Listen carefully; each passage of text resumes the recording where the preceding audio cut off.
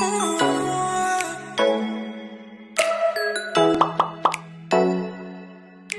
guys, welcome back to my channel. This is Dion, and today's video, this is the part 4 of the video, and sa part 3, you have heard from Madam Rita Gadi the true life story of Ferdinand Marcos in Honolulu until he died. And this part, which is part 4, is mapapakinggan nyo naman ang eulogy ng kanyang anak na si Bongbong Marcos. Mapapansin nyo, mafe-feel nyo talaga how good or how great man was Ferdinand Marcos. And hindi lang siya, he's not only good for his family, but may malasakit din siya sa kanyang bansa. So, panoorin nyo guys. And then, after the eulogy of Bongbong Marcos, mapapakinggan nyo rin kung paano siya dinala from Malacanang to Honolulu, Hawaii.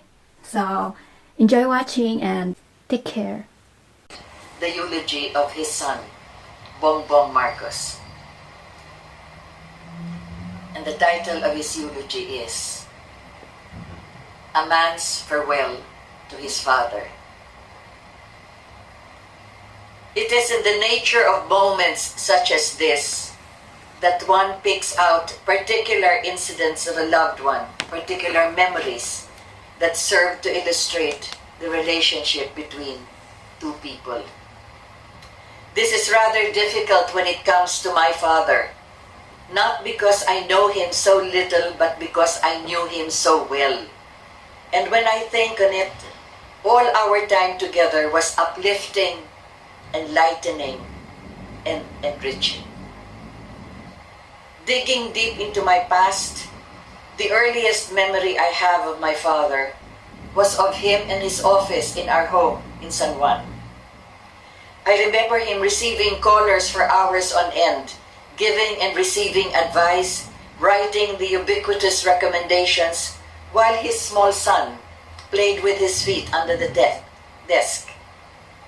It was a gentler time. Then there was that birthday morning, it must have been my 5th, also in San Juan, when he woke me up singing "Happy Birthday" and presented me with my birthday present. He showed me how it worked and played with me, but I could hear the assistants coming in telling him that he would be late for an appointment. But he stayed on, obviously enjoying himself as much as I, until he could stay no more. He did not want to leave, and I knew that I didn't want him to leave either, but somehow I understood that he had to go. I suddenly realized that he was an important man. I also realized that he was a good father and that I loved him. I will always think of him as this man of unbridled excellence who would gently but firmly push you to your limits in all that you chose to do. I arrived home one day with a particularly good set of grades, impatient for him to see them. Finally, finding him, I said, "Look, Dad, my grades are so high." He took my report card, looked at it, looked at me, and said, "Of course they are. You are a Marcos, and for a Marcos, excellence is a way of life." Seeing my crestfallen expression, he put his arm around me and said, "You have done well, my son, and I know you and I know that you will do even better." He had again made me understand, and I know exactly what he meant. I will always remember him as a warrior poet. I had, as a child, seeing him and his friends practice their shooting, constantly nagged him to teach me, and finally the time came when he began instructing me at the intricacies of marksmanship. Years later, I was pronounced by him to be sufficiently schooled and ready for a hunt. I naturally assured that he would accompany me and guide me through that experience as well. When I discovered that this was not to be so, I asked him why, and he said to me, "I have seen too many killings in my life, and my heart could not bear the thought of even a single death of my hand. And then why, I asked. Why did you teach me to shoot? Not to kill, he answered, but as you would learn discipline and gain the self-confidence and satisfaction of doing something difficult. Well, he is to me the tireless academe who, on one of his rare visits out of the country, when he came to see me at Oxford, as I took him around the grounds of my college, he looked in wonderment at the dons and the students walking past with their gowns billowing behind them. He gazed at the glorious sight of Oxford's spires against the sky. I could feel him drinking in the knowledge and the learning that hung inside the thick air. He later asked me, "So, you live and work here?" And grinning, I answered, "Yes, Dad, I do." "You lucky, lucky boy," he said. And for the first time during my stay there, I realized how lucky I was indeed, and what a wondrous gift of learning he had once more given me. He will always be the grand orator who I watched and listened to as he held great crowds spellbound. I can hear his voice ringing in the air. I can see the upturned faces at countless millions as they listened, transfixed by the power of his messages. I remember him too in smaller, more intimate moments, such as on rainy days, taking us children to the airport to resume our studies abroad. He would always tell me what I imagine other parents would tell their children: study hard, be good, and write us as often as possible and tell us what you're doing. Then he would look at the skies and say, "We are so sad that you are leaving that even the heavens weep." And though we laughingly mocked that lamentation of his, we nestled in the warmth of his affection. So you see, he was my hero. He was my general. He was my teacher, my friend. He was my father. The man I have described is a good, kind man who could love with warmth and depth unknown to most men. But there are many kind men and good fathers everywhere. What was it about this man that set him apart? Why was it then that when his heart, shattered into 1,000 pieces by the betrayal of those he loved and trusted, why was it that when that lion heart stopped beating, the deathly, deafening silence was heard across the world? The answer lies in the greatness of the man. His first great test was early. At the age of 19, in the midst of his studies for the bar, he was accused of the crime of murder. Preparing in prison, he was allowed to plead his case before the Supreme Court and won. He was not even a lawyer then. A year later, fulfilling the lifelong ambition, he wrote the bar examinations and scored so well that his excellence could not be believed. He was accused of cheating and confronted with the charge by his examiners. Marcos challenged them to test him at that moment where he stood. And they did. And he prevailed, posting the highest score that was to be recognized and recorded for years to come. As a young man, he answered his country's call to fight for her survival and for her freedom. He fought willingly and he fought well. He fought displaying such courage and such audacity that he was awarded more medals than any soldier in the Pacific Theater. He fought so hard that MacArthur even said, were it not for Ferdinand Marcos, the Philippines would have fallen months earlier. Even then, he was saving Filipinos and American lives. Even then, he was already shaping history. His entry into politics followed by a meteoric rise in the political firmament. His political activity was characterized by the congressman or senator from Ilocos Norte striking fear in the hearts of his political enemies, no matter how well established or well entrenched. In 1965, he was mandated the presidency, the youngest man to ever hold that position. As president, he transformed a backward feudalistic economic system into a vibrant one. He did this by committing government resources to the most extensive infrastructure development that the country had ever seen, since and after. This included the building of roads, bridges, irrigation systems, power plants. He built schools and hospitals. He created an environment that encouraged the growth of the agricultural sector until finally we achieved self-sufficiency for the first time. He shaped the military from a disorganized, ill-equipped, factionalized collection of soldiers into a strong, well-motivated, viable fighting force. He introduced the idea of the civilian and the citizen soldier and gave the armed forces a place in peaceful society. Just as importantly, he nurtured our need to learn our heritage and our culture. We suddenly learned our true history, not the one written by our colonizers. We discovered the qualities that are innate in our consciousness and where for the first time in our history we became a nation. He gave his countrymen a national identity, and the Philippines could finally take its place in the world. In 1972, with the forces of chaos threatening the safety of our country, he declared martial law, thus shielding us from the clutches of anarchy. He proceeded to disseminate the private armies that threatened peace and order.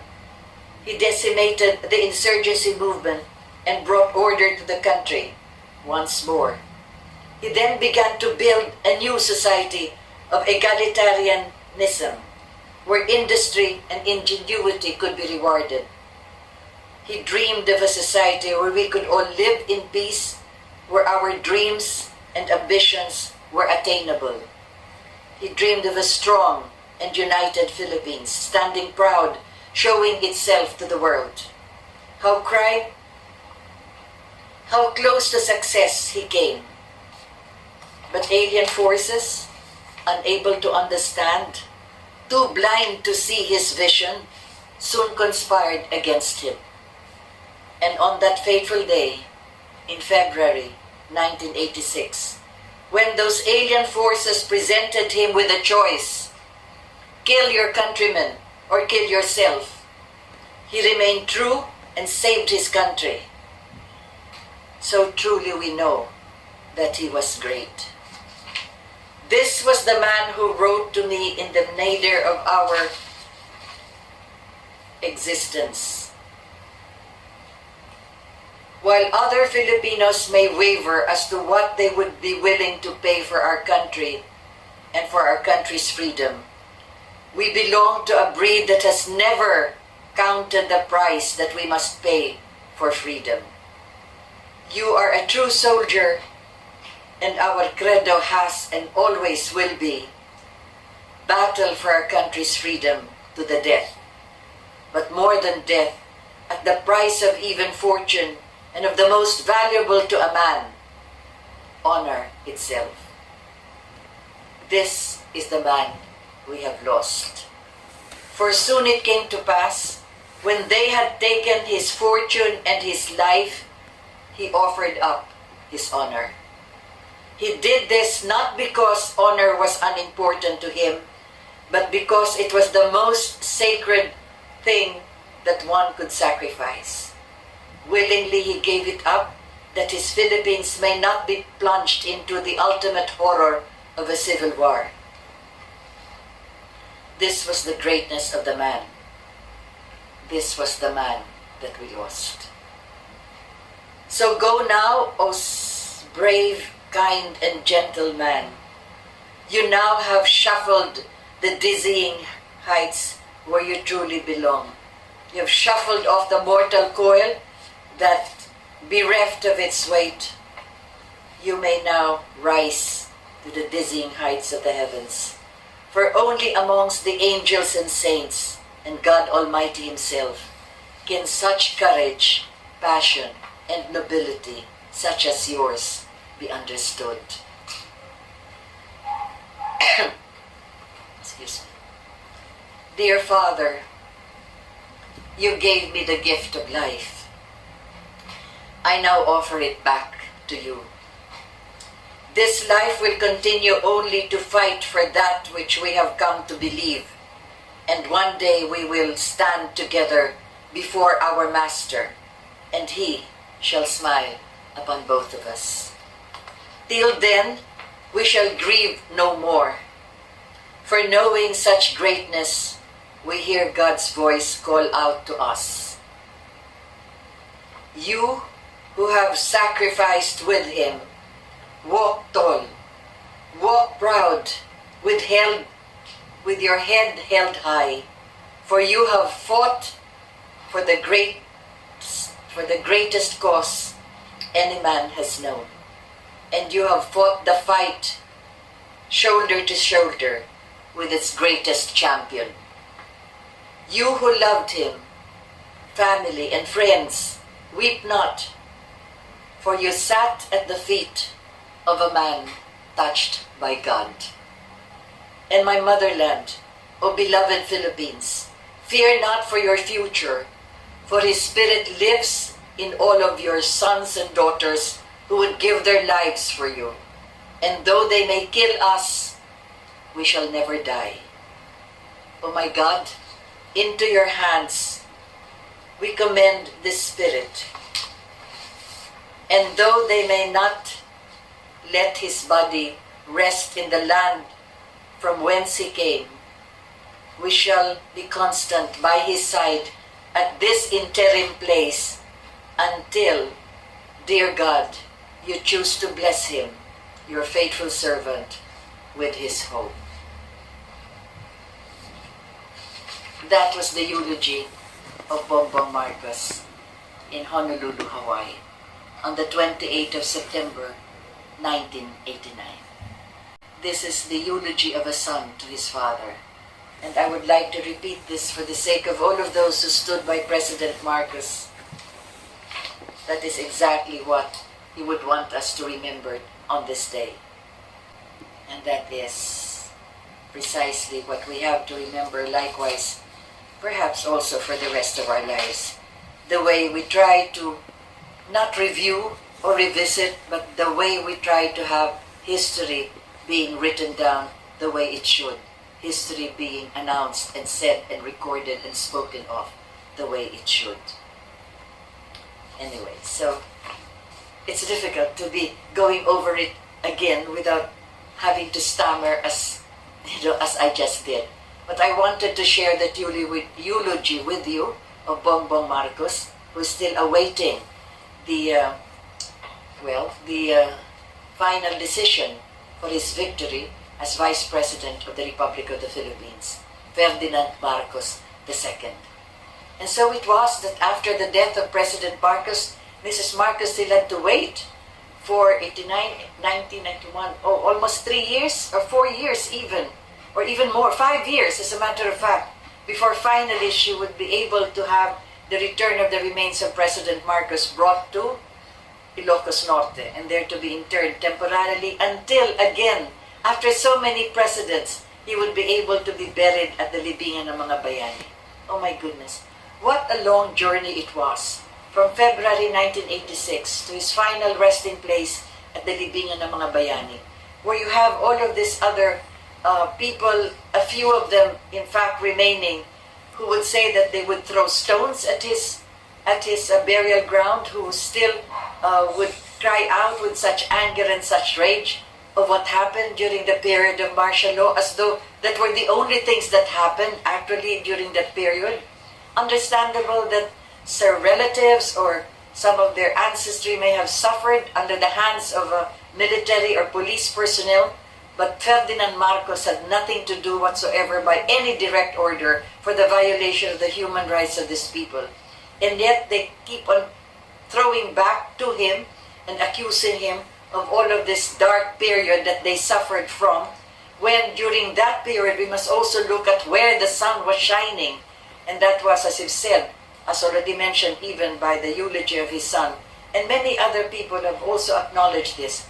If they are building now, or planning to build a monument to remember the atrocities, as they would call it, of human rights violations perpetrated during the Marcos regime, they cannot compete with the monuments of the thousands of roads, thousands of kilometers of roads, of bridges, of ports, of seaports, and all the infrastructure, all the other buildings likewise that were built during this time. There is nothing that they can compare all of those with the one building that they would say should be constructed to honor whom? People who were involved in the overthrow of the Philippine government during the time of President Marcos, when in fact many of them even were not even part of the construction or the development of our country, but they were part of the order of battle. And if in the event that they were maltreated or tortured or even killed during encounters and during the time that they were imprisoned, then, as I've always said, whoever was responsible for them should be the ones that should be accused of those human rights violations, precisely. The policemen, the soldiers, the military, and then even those in their command, higher than them. Because there are actually videos, if you could still source them on file with Channel 4 perhaps, because all the important meetings that were held in Malacanang between the President and his Joint Chiefs of Staff and the members of the military, they were all recorded. And there's one video there that is very clear, coming from one of those that were recorded, a meeting he had with the commanding generals of the major service commands. And one of them was Fidel Ramos, as a matter of fact, who was the head of the Philippine Constabulary, who was asking President Marcos to sign an order for something to do with the human rights violations that will be undertaken against those that were considered in the order of battle. I do not specifically have the direct quotation, but I will try to source it. But I've seen this several times, even during that time, and some of them have never been recorded and have never been reported, as a matter of fact. So what we're trying to say is, there were those who suffered because of the atrocities of military personnel, police personnel, and so far as the administration of martial law is concerned, taking into consideration that really it is the military that is the right hand of such an event that happened 11 years from 1972 to 1981. But this thing we have to remember, that there is no presidential order, executive order, proclamation, or decree that would allow the violation of human rights. As a matter of fact, the most clear example would have been what happened in February 1986, when the very position held by the President Ferdinand Marcos, was threatened by an overthrow from the people that were there gathered in EDSA, and the bombing of Malacanang, where he could have retaliated and bombed EDSA likewise, because it was a defense of the seat of power. But he did not. He offered his very honor, the honor of his position and his office, and has chosen to leave instead of retaliating or hitting back or doing anything harmful to the people at EDSA. There is also one incident, I think this has been written several times by the people who were there, and also some of them have already talked about it, as a matter of fact, when they said that when they were asking the President what they would do in the first night, when people were gathering around the building, where Secretary Enrile has written about this likewise. When they were there in that building, and there were some people already with them, and some people outside, and President Marcos asked, how many are there? Because already some of his generals were restless, and they wanted to launch an attack against Enrile and Ramos, considered as really staging a mutiny in the military grounds. And of course, it is every right of every military general to defend the seat of power, which is the office of the President. But then President Marcos asked, ilang ba tao? How many people are there? And so there was a rough estimate they made. Those people in the office of Enrile, who were there together with Ramos, the members of the military who also joined them, these were the Ram boys, reform the armed forces movement. And then we also had some people outside trying to get in entrance to the building. And so they said that roughly there could be, just an estimate, there could be about 300 people there. And so the generals were saying, then we could just come in and attack that building and arrest Enrile and Ramos, and perhaps there could be some damage done to the building itself or to some injury to the people who were there who would be resisting. There could be some people who could be injured because of the violence that would be undertaken to enter the premises. And Marcos did not agree. Marcos said, no, we shall not do this. And then there were those likewise, the military who were already assembled with their tanks. As a matter of fact, some of those tanks were moving in the highway and coming to storm, to attack the military camps where the so-called rebels were stationed. And I remember that there was one general who called up the study room of the president, President Marcos, and was asking the president, what do we do? Because we have now zeroed in with our tanks, and there will not be very heavy damage, but there will be some casualties and some injuries. And so they said, well, we are going to wait for instructions from the president. And there was a silent lull. There was a lull of several minutes. And so the general called again. So what do we do? What did the president say? And then the President Marcos aide-de-camp, and this is Colonel Aroisa, he returned to the phone and said, well, you have to wait. The president is still praying. And then finally, they called again and said, so what do we do? We're already positioned. And so the answer was, hold still. There will be no movement at all. And then on live television, shown nationwide, as a matter of fact, because I was there at the time, you had General Ver, actually, when there was a meeting of the military officers there after they arrested some of the rebels who already were there near the palace, and they were presented by President Marcos to the public. And after that, when they were already removed from the public view, there was this meeting that the president was having. It was actually an open public meeting. He was addressing the generals, and there was the media was there, both foreign and local media. They were gathered around the president. In fact, they were just seated on the floor, just about 1.5 meters away from him. And then you had General Ver. He got the microphone and told the president, Mr. President, we can already bomb, the military establishment, and Enrile and Ramos are there. We have the ammunitions. We have we've already zeroed in the targets. And Marcos, at the top of his voice, and this was heard. This was broadcast nationwide. What did he say? No arms, no ammunitions, no shooting.